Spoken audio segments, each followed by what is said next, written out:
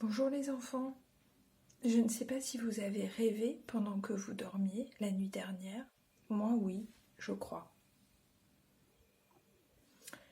Je ne m'en souviens pas, mais ce matin j'avais très envie de voyager, comme le grand-père de Robin.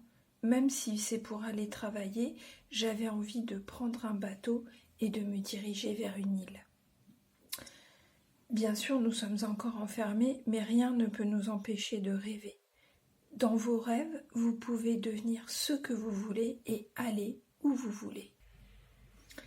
C'est ça pour moi la magie de la poésie. Alors ce matin, un poème qui s'appelle « Île », écrit par un auteur qui s'appelait Blaise Cendrars. Blaise, c'est son prénom, et Cendrars, c'est son nom de famille. Île. Île, île, île où l'on ne prendra jamais terre, île où l'on ne descendra jamais, île couverte de végétation, île tapie comme des jaguars, île muette, île immobile, île inoubliable et sans nom. Je lance mes chaussures par-dessus bord, car je voudrais bien aller jusqu'à vous. Île, île, île, île où l'on ne prendra jamais terre, île où l'on ne descendra jamais, île couverte de végétation, île tapie comme des jaguars, île muette, île immobile, île inoubliable et sans nom. Je lance mes chaussures par-dessus bord, car je voudrais bien aller jusqu'à vous. Blaise Cendrars. Alors ce poème, vous voyez, il n'est pas très long. Et qu'est-ce qu'il vous évoque et à votre avis, qu'est-ce qu'il veut dire? Est-ce qu'il y a des mots qu'on ne comprend pas? Alors, île où l'on ne prendra jamais terre. Prendre terre, ça peut vouloir dire mettre pied à terre. Donc des îles sur lesquelles on ne pourra jamais descendre. C'est curieux parce qu'on a très envie d'y descendre. Île où l'on ne descendra jamais, justement. On dit descendre du bateau, comme on dit descendre de voiture quand on arrive quelque part. Île couverte de végétation. Alors une île avec beaucoup de verdure, une île avec des plantes, des arbres. Île tapie comme des jaguars. Être tapis, c'est être recroquevillé, se cacher. Ça peut aussi vouloir dire ne pas bouger et être très bien caché parce qu'on est à l'affût.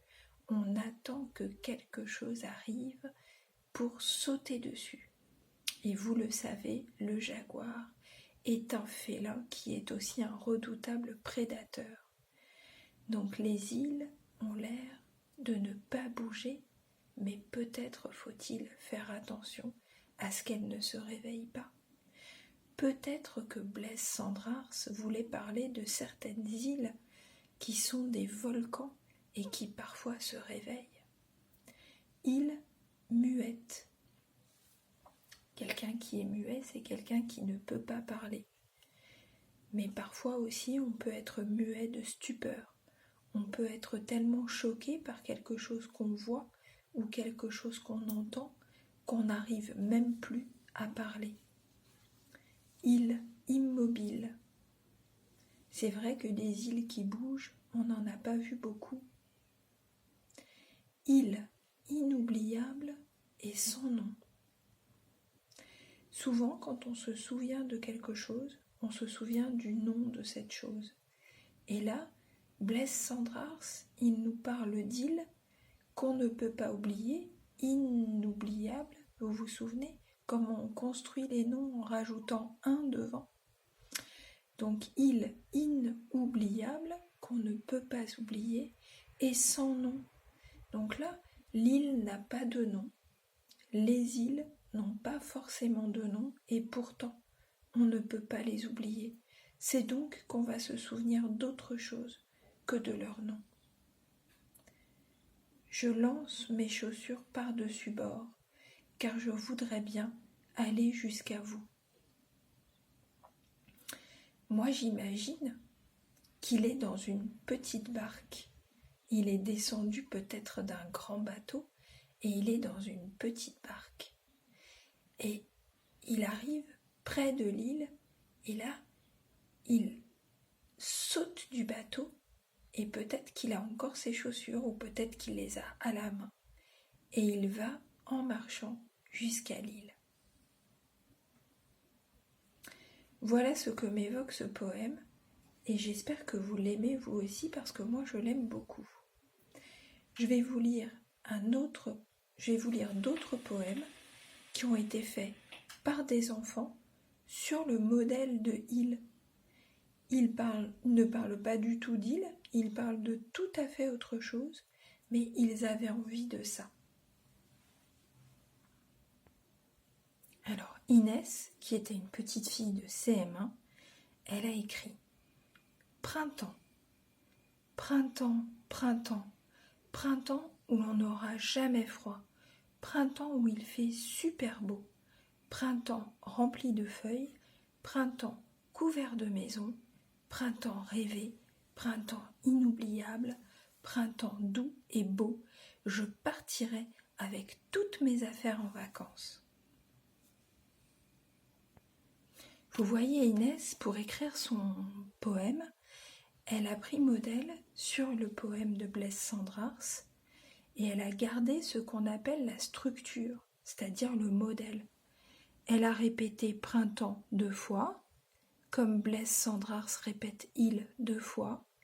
Ensuite, elle a commencé tous ses vers, c'est-à-dire toutes les petites phrases de son poème, par le même mot.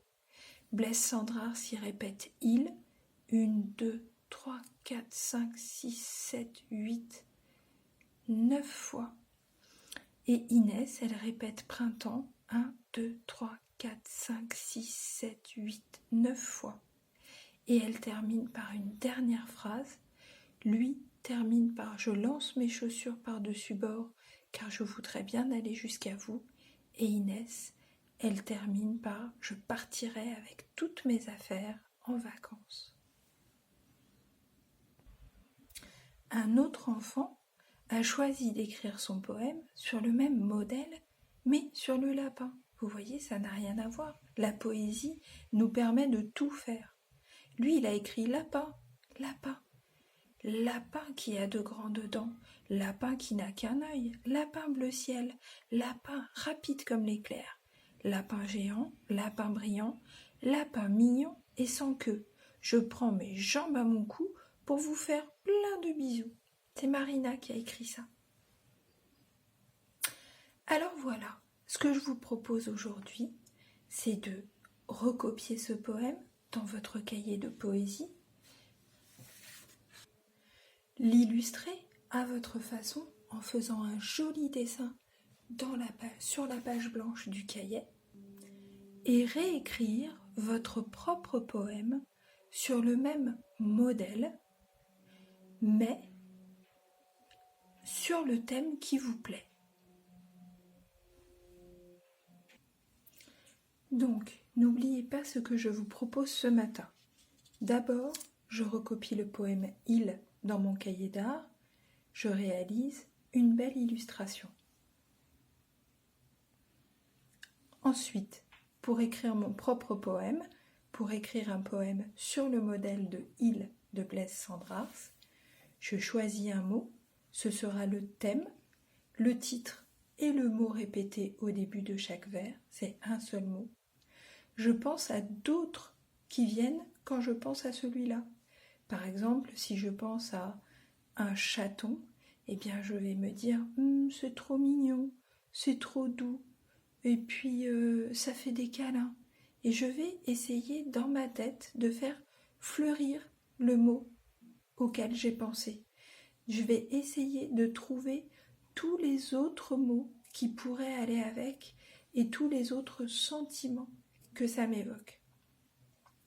Je prends une feuille et j'essaye d'écrire les mots. Je mets de tout, le petit dico, le fichier, papa, maman, des choses qui peuvent être écrites à la maison. Les mots sont partout, n'oubliez pas. Et on n'invente pas l'écriture, on peut chercher les sons, mais après, il faut savoir comment il s'écrit. Il faut trouver une solution. On peut demander à la maîtresse, envoyer un message, envoyer un audio. Voilà, trouver une solution pour trouver comment s'écrit votre mot. Bonne journée les enfants!